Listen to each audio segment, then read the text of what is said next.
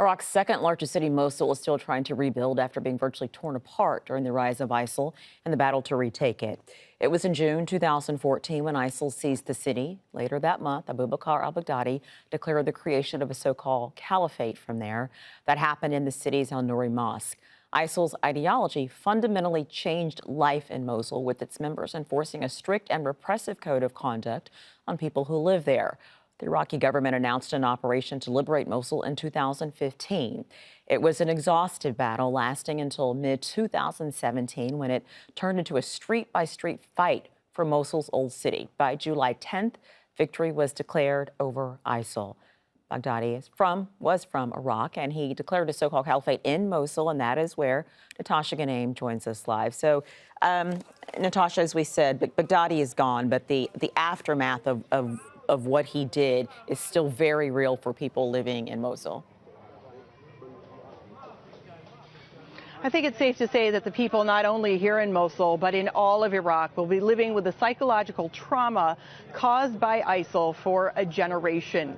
With regard to Mosul, this was the first city that ISIL took control of. This was the place where Abu Bakr al-Baghdadi came here to this grand al-Nouri mosque. It's a centuries-old landmark in Iraq. He said he was the leader in 2014 of this group.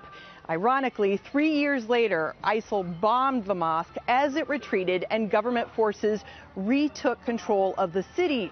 Since then, people continue to live in sheer misery, literally amid the rubble. More than 300,000 residents of this city remain displaced.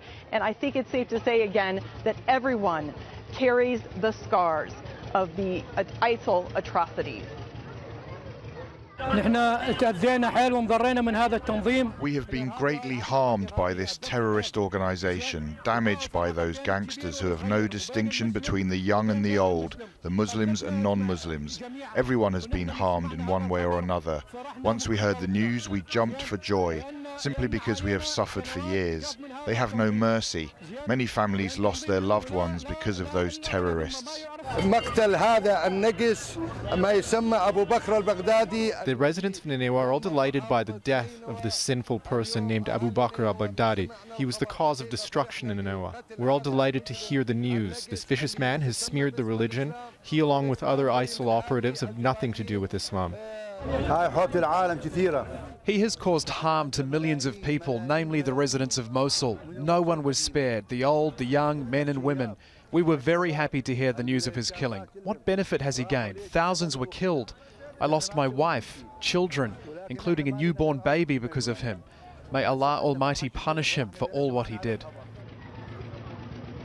Part of ISIL's modus operandi was attempting to erase the cultural heritage here in Iraq by destroying landmarks such as this. In fact, this mosque was so beloved, Rochelle, at one point it was on Iraqi currency.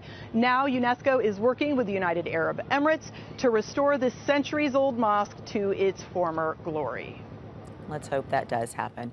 Natasha Ghoneim, live for us in Mosul. Natasha, thank you.